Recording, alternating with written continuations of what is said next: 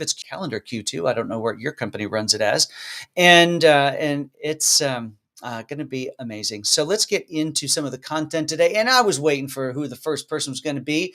It's Dan Tan from Singapore. That's so exciting. We got Fernando from Houston has joined the party. That is fantastic. Another one from Houston. Michael is here. Michael has become a bit of a regular, I think. And we got him from India. We've got Aya. I hope I'm pronouncing your name correctly, from Egypt. That's fantastic. I love Egypt. Never been there, but would love to visit. Martin from Johannesburg. First time we've had somebody from South Africa. So, Martin, you get a poster. One of these, well, we don't have posters, but if I had one, I'd give it to you. One of these days, we're going to start a map with where all these folks are coming from. We've got Naveed from the UK. I'm just going to sit here and read everybody from wherever you've come in from, because that's fun. Rebecca from Texas. I know Texas. We've got Mexico here. Lacey, oh, fantastic. All right, well, let's get in with some of the content here. As always, you can find everything from today's episode, including the audio from today's episode, over at rackspace.com/solve/111. This is episode 111. And that's pretty amazing. We've got a tech expert from London. That's exciting. More from Mexico. San Antonio. We've got to get a taco breakfast together for our San Antonio Cloudtalk Live fans. Hey, and you can see that or I told you many times that the audio from these events goes out on our podcast channel. You can find the podcast anywhere you find podcasts. It's called Cloudtalk. This week, later in the week, we've got Rob Jackson coming up to talk about security. That's going to be a great episode. So check that out. Make sure you're subscribed. I don't think it's coming out until Friday, but if you get subscribed now, you can be sure to have it. It's not going to be here, only on the podcast. All right, Hyderabad, we're glad you're here. Vinod, thank you so much. Hey, the Cybersecurity Infrastructure and Security Agency still has their Shields Up warning. I would encourage you to go to cisa.org/shields-up and go learn about that. These are heightened cybersecurity times, folks. We need to be prepared for this.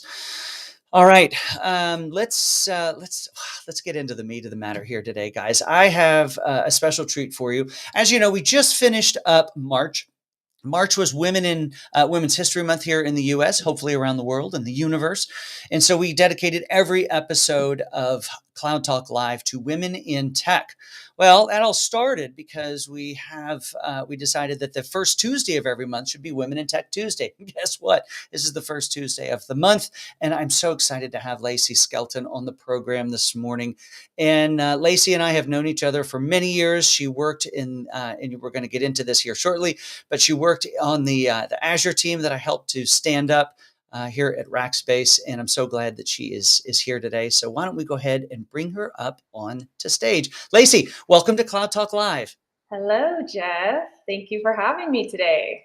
Oh, I'm so glad that you're here. We've got all of your fans from Singapore to South Africa to Mexico, everybody, UK, everywhere in between. They're all here to see you, I'm sure. I love to see all the places. This is very neat.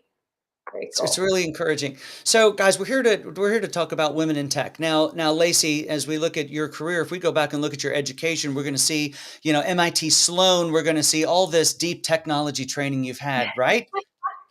No, not at all. Never did I think I would be here in technology.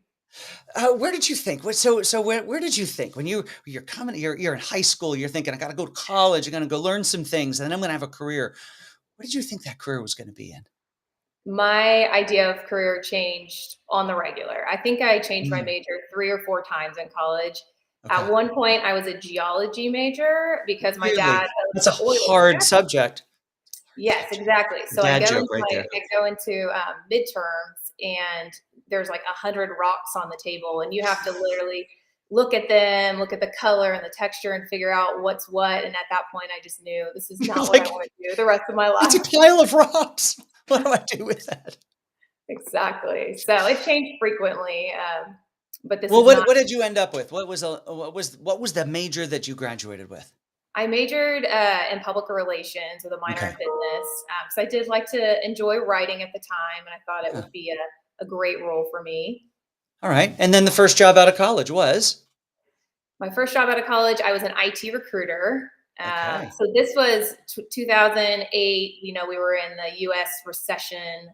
And a lot of my friends were getting into recruiting. So I took that role, and honestly, it was a great first job out of college. It was great. That's awesome. Well, some of your fans are starting to show up. Evan Oakes is here. Oh, Uh, Evan yeah, loves to give me absolutely a love hard working time. with her every day. So isn't that great? Where No is big Evan now? deal. Do you know where Evan is? Evan is at EA. Yay. Oh, wow. That's really cool, Evan. So, Evan, we appreciate your time when you were here. But you started in IT, and did that make you think, maybe I could work in IT as a Yeah, career? so I enjoyed the IT recruiting because it was very challenging. I learned a lot about the different roles, and just my conversations with technical professionals was very intriguing to me at the time. I did move on to go into marketing and PR a little bit after IT recruiting to see if I was still interested in that pathway. But ultimately, really miss the tech world, and that's where I came to Rackspace. What year was that you came to Rackspace? January of 2013. January So 2013. over Got it. 9 years. And started as an individual contributor. Actually started, weren't you in the same class coming in with Jackie, who was actually our first Women in Tech Tuesday attendee? I think you guys started about the same time. Yeah. Jackie started a little bit before me, but we were teammates as cloud advisors. And those were some of my literally the best times, the best days I've had at Rackspace. They were amazing. Jackie's great people. She is a delight to work with and just kind of gets things done, which is fantastic. Um, but at some point, of course, you move into leadership. And I think that was in and around the time you came over to work on the Azure team, which I was helping to lead and had launched here at Rackspace. Yep, exactly. That's where Jeff and I met. So in 2016, I went over to help launch the Azure onboarding team, and that was a really great role, just creating process and documentation and standards from the ground up for this new team that we were launching. So, that brings up an interesting thing because folks think about moving out to the cloud and you think, "Oh, cool, I got a cloud account. Let's just go and move my servers there." Well, you can just sort of throw things out there, and maybe in all transparency, in the Azure team, we'd been throwing some things out there for a little while, and so Lacey came over to help build process and some rigor around that. So, maybe talk about those early days in figuring out how to take this great big ball of anything called Azure and to help make sure that customers would move into that in a consistent way, because that is something that every business should be using, every customer should be doing when moving out into a public cloud, is doing it in a systematic way. So how did you approach that? Yeah, exactly. It was a little bit of the Wild West when we first started Azure. It was a little bit post our AWS teams and where they were and their progress. And so really I came in and just tried to establish just the basics from the ground up, right? Like we had to Yeah. have our documentation in line, our standards, how we were tracking our projects, are ensuring that our customers were really having a seamless transition from the time they signed contracts with Rackspace to the time they moved over into support, just really creating all of those standards, Yeah. and leaning on the AWS leaders and teams like Evan, who had been there already and done some of that work, as well as Matt Labar and products that we had at the time was Yeah. amazing, and so just had some really great leaders within that team that helped create a lot of this process that we put together. Right. And so that ultimately then also was the beginning of your not just illustrious career from a leadership point of view, but from an onboarding point of view. How do you get a company from wherever they are into, their cloud or their environment of choice in a way that is systematic and secure, so that they've got this playing field then that they can deploy their applications and environments into in a way that helps keep them safe and helps enable them to get everything they want out of the environment. So you were on the Azure team for a good while, but at some point you move on because you're certainly leading a few more teams than just a few Azure engineers at this point. Yeah, exactly. So we've grew in our public cloud business, continue to grow. I moved over to take over our AWS build engineering teams and then our GCP build engineering teams. And we worked to collaborate and create standard tools and template methodologies across the 3 public clouds and streamline that as best as possible. We had engineers who started doing multi-cloud, learning how to deploy on AWS and GCP and vice versa. So that expanded. And here recently, I moved over to take over our private cloud and public cloud teams. And that's where I'm at now, working to globalize all of these functions under our implementation teams. Incredible. So guys, if you're tracking along at home, then you realize that Lacey's gone from an individual contributor to a team lead to a manager to a senior manager, and now ultimately a director heading up deployments in a global fashion across public and private clouds. I'm bragging on you a little bit here, Lacey, because you've really come a long way. Yeah, no, I didn't think I started on the Q team for all those old school rackers. The person behind the chat bot, when you went on the website to ask questions, that was me answering your questions or picking up the sales lines. So that's essentially how I got my foot in the door at Rackspace. And folks, there is no more entry-level job than that job at Rackspace. I mean, that is the entry level of entry-level jobs. To get into Rackspace. But you weren't the only person who's gone from that type of a role into a position of leadership. I mean, I think about Josh Pruitt, our chief product officer, started, I think, in the exact same role that you, a few years earlier, but in the exact same role that you did. And I think there's a bit of encouragement we can give folks out here, whether you're ideally kind of maybe in the beginning of your career. Don't be afraid. Find that company, find that culture that you're really excited about, and take the job that gets you in, and then just immerse yourself in it, prove yourself in it. Good, smart people, good people, ultimately then get elevated into greater positions of responsibility and leadership over time. Yeah, that's exactly right. I mean, I took a pay cut to come to Rackspace in this role because I knew if I worked hard enough, I had the opportunity to move up, and that's what I did. So. That's incredible. I think that's great career advice, and in that as well. Now, Lacey, you, as I think about where you are in your role today, you've been surrounded and immersed in technology for a good long while, but by your own definition, didn't study that, didn't plan on a big deep career in tech. How have you balanced being a non-technical person leading technical people?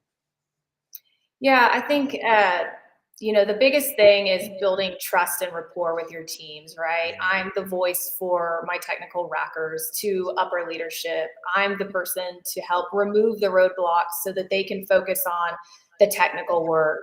And my team laughs at me all the time, but I'm constantly asking them to break down every technical thing and step to me to help me understand. And at the end of the day, I'm trying to help make their jobs easier, help make our customer experience better, and just really helping to, build our teams, and be that voice for them. So technical or non-technical, at the end of the day, I don't think it is a huge issue.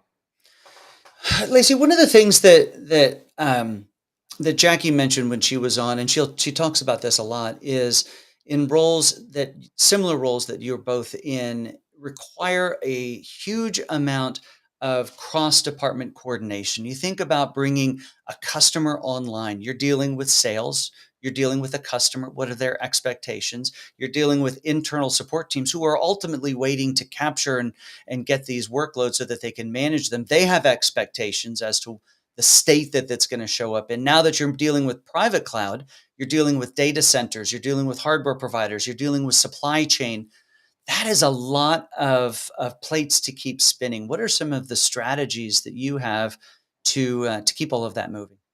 Yeah, so building cross-functional relationships is key in this role. Like you mentioned, we interact with many professional services to support, to sales on a day-to-day basis. And so really it's building those relationships and just ensuring that we are being seen as one Rackspace. So when a customer buys a bunch of different offerings, sometimes it can feel a little bit disjointed when there's different delivery teams, and our role is really to help clearly define that path for them and make it a very smooth transition from team to team. Communication, hardest thing to do, but the most valuable thing that you can do. Absolutely. Communication, and setting those objectives and targets, and just clearly defining those outcomes. Objectives, we could unpack that a little, because what objectives do is they help set expectations. And expectations are the hardest thing. And I think one of the things that creates the most conflict within organizations, in families, in personal relationships, mismet expectations. But when the expectation is, and everybody agrees to the fact that it's going to come in this state, and it will be delivered in that state, and it'll be managed in this way, the expectations are there, and everybody can work to that. And then ultimately you can measure those expectations as key KPIs, and now show performance, and hopefully increases over time. Absolutely. And it's setting those expectations up front is what I've learned over the years. So I'm not good at that. On a customer's journey, we want to make sure we're understanding what their actual requirements are, what their needs are, and we're communicating out what they can expect from our teams to deliver on from the beginning.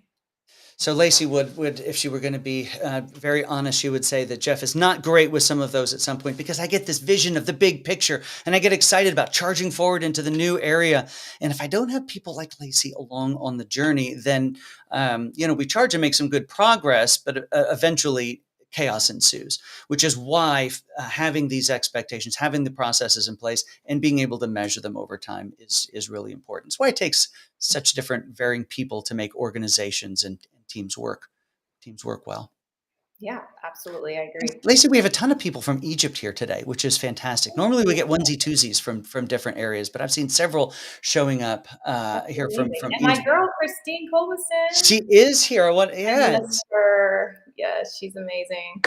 Christine, you're going to get a call to come be on this program in the not too distant future. She would be amazing to interview. You have to.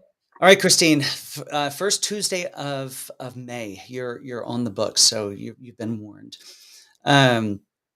Well, I ask a similar question at the end of all of these, Lacey, of these interviews, when I talk to some amazing women working in tech. And I've already asked kind of what your thoughts were about your career when you were, coming out of high school and so forth. And but now I want you to speak to those young women, or even preteen, as they think about their careers, because I've had lots of comments from ladies and from men saying, hey, I'm going to take these interviews home and show them to my daughters. So now let's speak to them. How might you encourage them that maybe tech, leadership, however you want to do it, isn't so scary? How you can encourage them? Yeah, I would say the biggest thing is to take risks. Nobody ends up staying at their first job out of college. So take different roles, different companies, just try different things. And I think the biggest advice I can give is, when you're applying for roles, apply for the roles even if you are not a perfect candidate, even if you're missing some of those requirements or nice to have. As a hiring manager, I would much rather have somebody who's ambitious, motivated, driven. I can tell they're a fast learner, versus having a certification that I'm asking for. So I would just say, to take risks, set goals for yourself. Don't become complacent. It's so easy to become complacent, but get out of your comfort zone. That's the only way you'll grow. That is amazing advice. Amazing advice. And yes, whoever is saying that, Nilish, yes, the camera. I live by the mantra that anything worth doing is overdoing, and I've way overspent on my camera. So thanks for noticing. It makes me feel better of having written that check. But I want to, before I let you go, I want to call out Rebecca's comment in the chat here. And it says, Lacey, you are inspiring to listen to.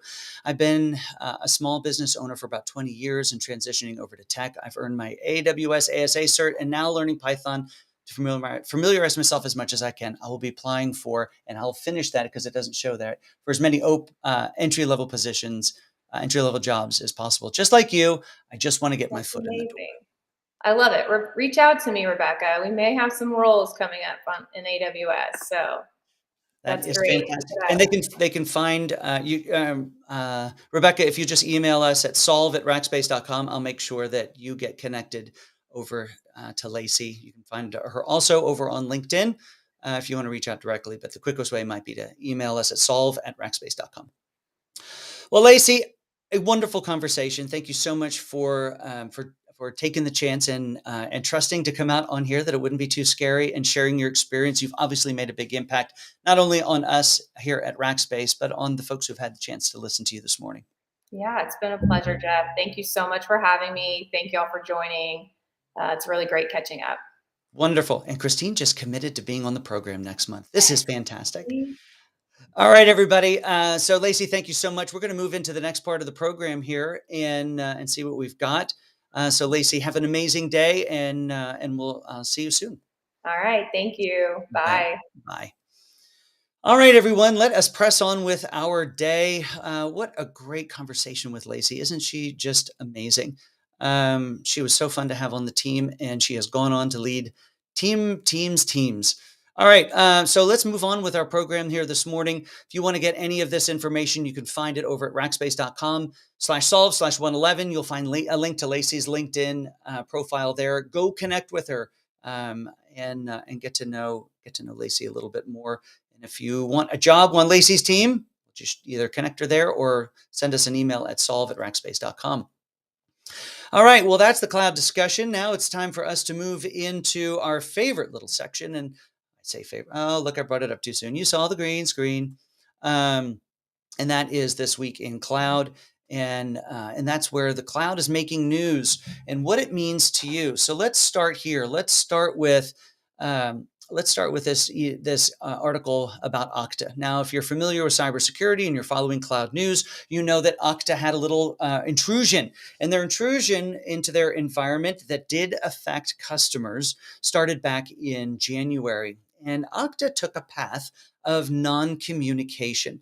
And ultimately, what that means is they denied that there was a significant breach. And then when the hacker who was in posted proof that they were there, they continued to double down on that. And ultimately, over time, they eventually came to the point that they opened up and shared exactly what had happened truthfully. Now, we all should be of the mindset that everyone, even with all the efforts that we go about, it's part of what that whole CISA stuff is.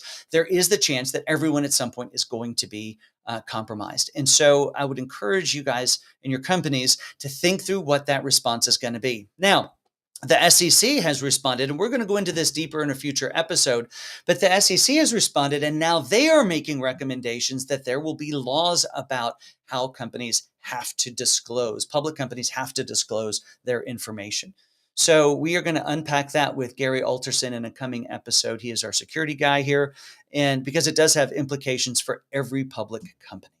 All right. Also in the news over at AMD, the chip maker AMD, let's be clear, the chip maker AMD has gone and bought cloud service provider Pensando for $1.9 billion. Now, anytime there's a B on the dollar, we should be paying attention. It's important because it denotes scale. And hey, thanks for posting that up there. Daniel. So this is important, guys. So when we think about all this cloud transformation, when we think about leaving the data center, what's happening is we think, hey, data centers don't matter anymore. Well, folks, in the world of business, in the world of cloud, in the world of public and private cloud, data centers absolutely do matter. What's happening here? If we rewind the clock, I love this analogy. If we rewind the clock back into the 1800s, every manufacturing company generated their own power by and large. They did it because power generation was inconsistent. It was expensive to transmit from one place to another. But ultimately, over time, it became a commodity type service. I have to cough again. I'm back. And so I see the parallels here. It doesn't mean that power generation went away. It means it was centralized and commoditized. And that's what's happening in data centers. Does every company need to have their own data center at the same scale that they have up until now? I answer, absolutely not. Do data centers still matter? Absolutely. Watch this space, folks. It's super, super interesting. We're going to see a lot of transformation happening here. All right, let's move into that little part where we talk about cloud releases and what the cloud providers have brought out for us. And it starts with AWS. AWS has a new feature. AWS Backup now allows you to restore virtual disks from protected copies in VMware virtual machines, from VMware virtual machines. And this actually, you're going to want to go over to rackspace.com/solve/111 and go read about this one. There's a lot of features that are involved here. Whether you are using AWS as a backup point for your on-prem VMware environment, whether you're restoring from your on-prem out into AWS, whether you're using VMware inside of AWS or VMware in another cloud. It really does have a pretty far-reaching impact. So go check that one out. All right, let's move over to Azure and see what's new from them. For Azure, it's a public preview of Azure Bastion supports Kerberos authentication. So Bastion servers, if you're not familiar, are I like to think of them as a stepping stone into your Azure environment or AWS or Google. And it's a way to connect into the environment in a very, very secure way, meaning even from just a specific location under specific authentication and specific network paths. And from there, then have full access to manage your cloud environment. Well, they've enabled in their Azure environment Bastion servers Kerberos authentication, which of course is more secure. All right, let's move over to what is new from, it stopped responding, over from GCP. All right. GCP this week announced database migration service now supports migrating Oracle workloads into Cloud SQL or PostgreSQL. So this is interesting. So it's not just migration from point A to point B, it's migration and, in a sense, transformation into a new database technology. Now, it's a sad news for my friends like Patrick Jenkins, who works over at Oracle, because it's pulling it out of Oracle servers. But it's interesting because it allows organization to have greater control as to what database technology they use as they go about their migrations. Cool. Well, that is cloud releases for the week, everybody, which takes us down into one of my favorite parts. I say they're all my favorite parts, but I really enjoy doing this program with you, and that is the job of the day. So, folks, why do I get excited about the job of the day? Because you get to come work with people like Lacey Skelton, who is a natural leader and, grew up out of the Q team, answered the phone, didn't even answer phones, answered chats. And now she leads teams of teams all around the world. Well, this is a principal, an account principal that's inside of our professional services teams, and our account principals are the cornerstone of delivery success, overseeing our most strategic professional services accounts. They are trusted advisor and a point of escalation for all issues arising from the delivery of our professional services capabilities. Folks, you can find out more about this job and even click to apply over at rackspace.com/solve/111. Well, this has been a super fun episode. I hope you have enjoyed it. We've had folks from some amazing places around the world: South Africa, West Africa, Johannesburg. Amazing, amazing. Well, the audio for this, if you're not already familiar, if you were asleep this entire episode, is available through the podcast. I would love for you to subscribe. Daniel doesn't think we're getting more subscribers by me pitching this. Prove Daniel wrong. In fact, everybody, right now, open up your phones. Let's all do this together. It'll be fun. A group exercise to get your Tuesday off to a great start, and that is subscribing to Cloudtalk. Go find it inside of your podcast app. It is there.